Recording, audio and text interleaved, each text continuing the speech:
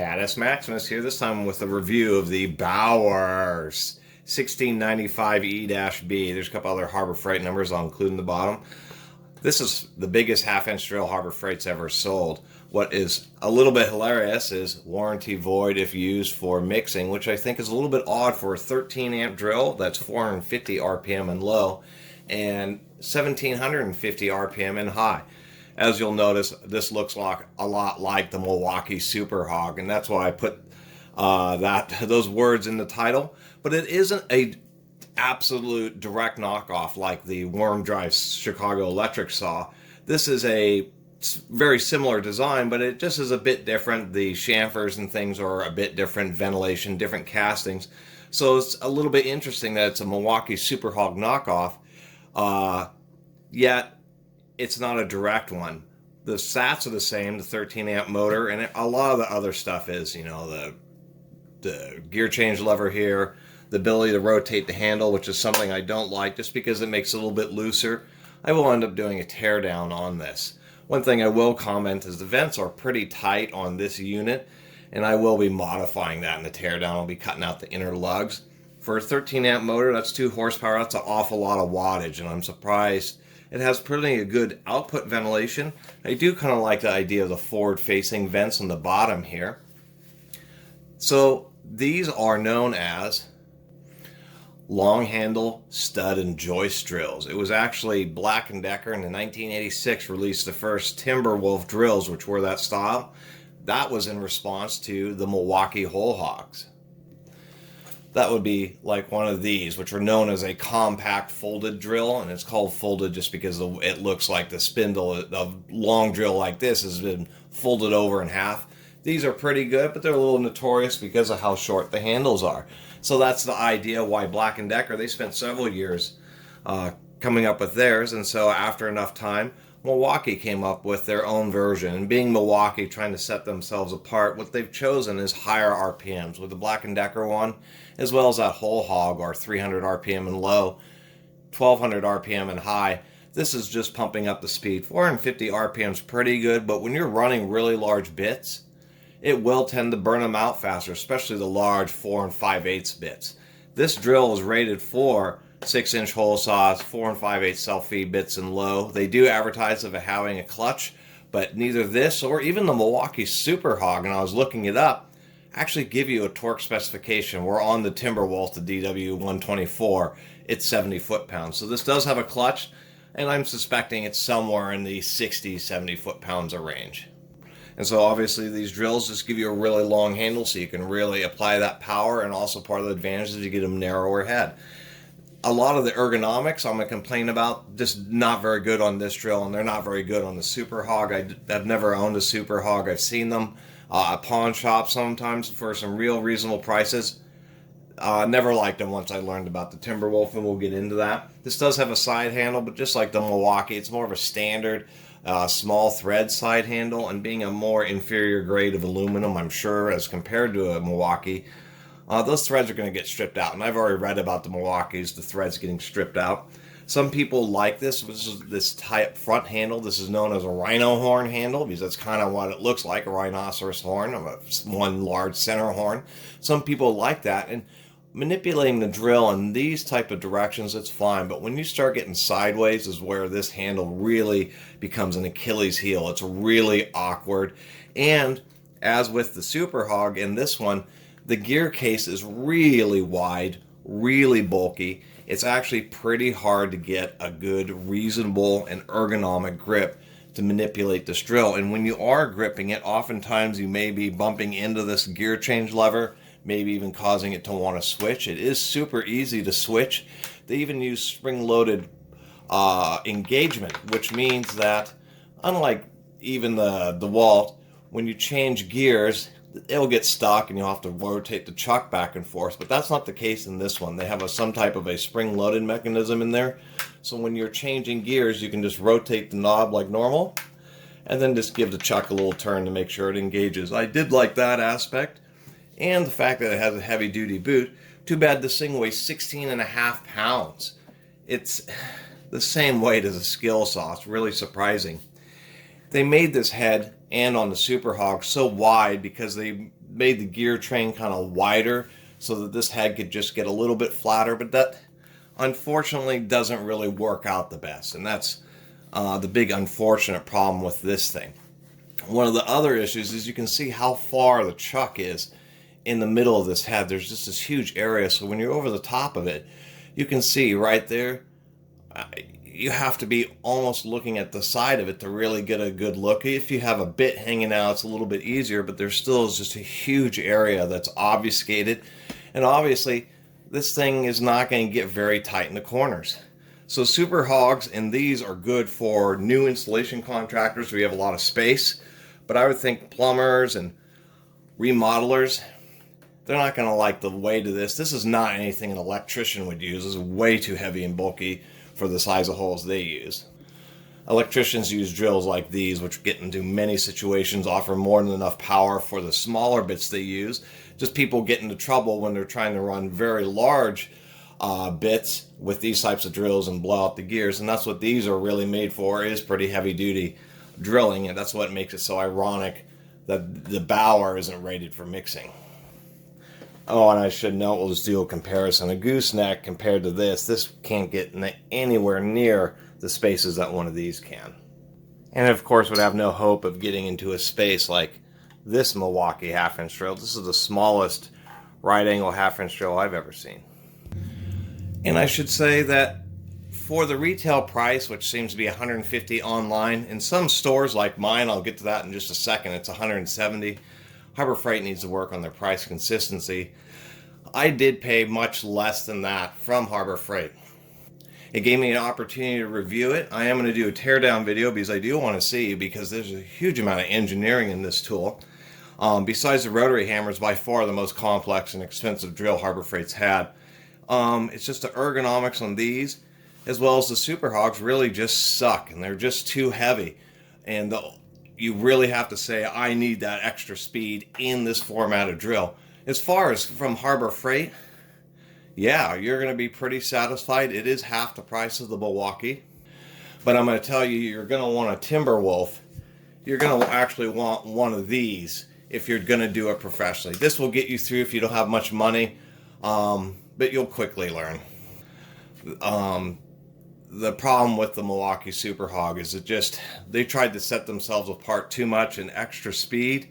When you're doing a ton of holes, hundreds of holes a week in new construction, that's where it starts to pay for itself. And in all the other situations, you're going to be better off with a bit slower speed, more controllability, and having your bits last longer.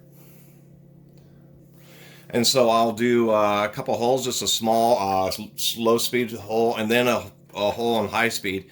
It's rated to run a 2 9/16 one of these bits in high speed, and we'll just see how much it bogs down and how it really does.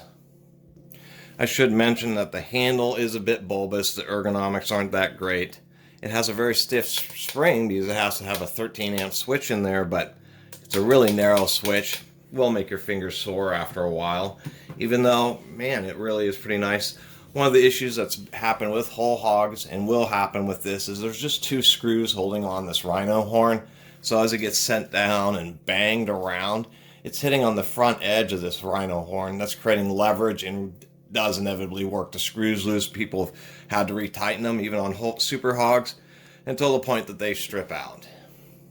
They really should have done something that was more established, which is known as the bail handle, held on by actual bolts, using a 3/4 inch pipe handle proper for a side handle. So this is the DW124. This is the Timberwolf. Black & Decker actually started research in 1983. In 1986, they released this style of drill with an 8 amp motor, and it stayed that way for more than 25 years until they decided to upgrade it with an 11.5 amp motor from the 8, and that was just to give it more power in second gear. First gear is the same. And what's hilarious is everything front of the diaphragm from this, new DeWalt can be swapped out with the one made 1986. They spent so much time researching it that there weren't any different types. Now in power tools, there's like type 1s, type 2s, etc. That is essentially like software revision. So if there's any problem, you kind of know that they made a change. Black & Decker was just always type 1. So the big deal with why I would really recommend one of these used, an old one, the Black & Decker 1350 or the 1349 kit, is first 13.5 pounds versus something like this, so it's more than 3 pounds lighter. Much more secure with the bail handle on top. If you want to hold it sideways, you have something. And the ergonomics, as you can see, I'm able to grab this drill. Now this easily has as much torque as this, and they advertise 70 foot-pounds to the clutch in first gear. But the gear change lever I like better because this is not something that you're going to be accidentally moving around at all while you're manipulating it. And the whole shape of the barrel is super easy to deal with. And then there's the chamfering and the compactness of the head. Here, let me even do a couple drilling tests. And I'll keep the handles on for safety, but with the Timberwolves, you pull off the handle and it just, the way this head is shaped and how much more compact it is and how much time they spent doing the contouring, it's just a little bit taller than this drill or the Super Hawg. But it just makes it so much more graspable. This is something that an electrician could conceivably use in a pinch. It's a bit heavier than a gooseneck, but it's still compact enough to get into most of the situations. And it's actually pretty easy to wield. One final note I will give credit for in the Bauer, I kind of go plus and minus. I've looked at the brushes. They are wired brushes. They do use welded contacts on the motors with some good heavy varnishing and even some wire wrapping on the motors, or some string protective wrapping, so it's a pretty good motor. And it isn't one of those Chinese chucks where it's like a sheet metal color pressed on. It's not a Jacobs chuck, but it is a proper full billet steel chuck, and it does use the Jacobs K32 keys. Standard Jacobs chuck, not using weird Chinese chuck keys. I think that was really wise of them too. Let's give this a test. Alright, this will be a little loud, but just, when you set this on the ground, it's annoying. It doesn't want to stay balanced on the back, so it's always on the side. And if you're using this to run really long 18-inch or even multi-foot augers, you're going to have to be careful if you ever stand up on its back. Hard to grasp just to pick up. Anyway, so we'll do a hole here in low gear and then another one in high gear. And I'm not going to run larger bits, although it's capable of that, just because I don't have a particularly secure setup, so I need to limit my bit diameter here.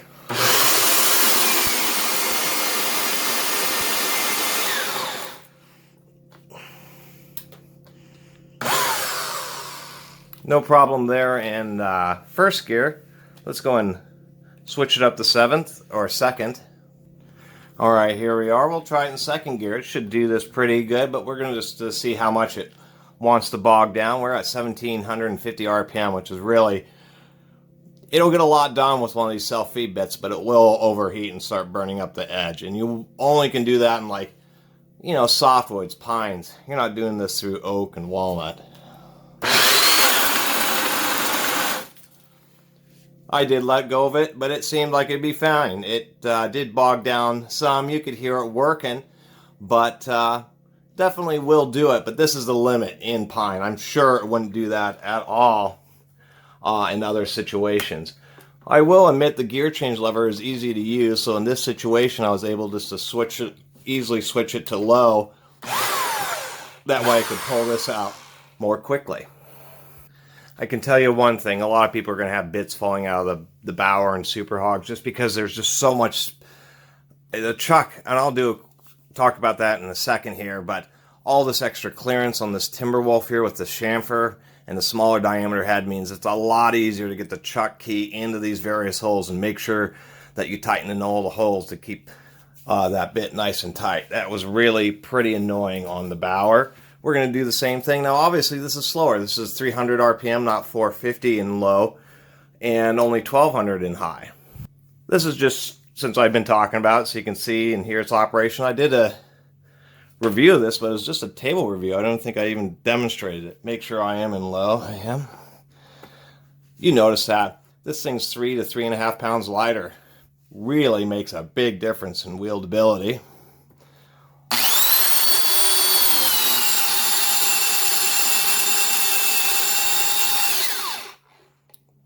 Definitely gets it done. It actually cut longer on coasting. So now I've got this on high at 1200 RPM, and there's something to make note of, is that the Bauer and the Super Hogs at 1750, that's no load RPM. And that was kind of the point of bogging down. This is 11.5 amps at 1200 RPM in high gear, and so it may bog down to a lower percentage, meaning that the Bauer may have dropped down to 1400 RPM, where this may only drop down 100 RPM or something.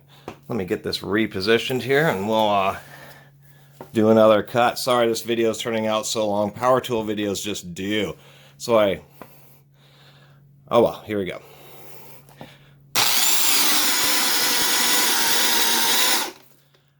You could hear it bogged down a bit less, and it was really going at it. It seemed almost as fast as the Bauer, even though it's rated at less RPM, just because it had a whole lot more of a leverage ratio. So before I forget here, there's the price, $149. So really, less than half the price of the competition. You could buy 2 of them, and I don't know if 2 would last longer, but definitely not as good as the Timberwolf, but definitely a good price. But here's the deal, is people return stuff, and so you get this open box, and you can see that their original price was $169. You can see these dates. But if it doesn't sell, they continue to drop the price, and they'll continue to drop the price. And yeah, I got that for 70 bucks. So in conclusion here, I think that, you know, I think the Bauer's okay for $150 to $170. There's really no other way to get into a drill that has anywhere near this power in this type of form factor without spending 350 bucks. The Milwaukee's about 350. This DeWalt's about 350. And that's the only way to really put it.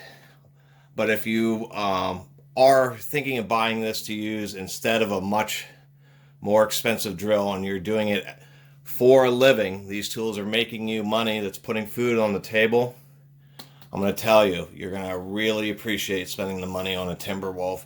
I've pulled off the spade handle, which by the way can also be mounted so it's going forwards, which is really nice, or the bail handle.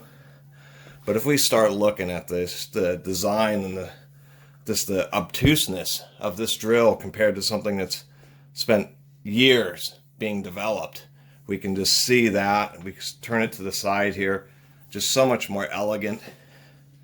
Just the way that the Timberwolf is a drill that's sitting on the ground, and you can just pick it up and grab it.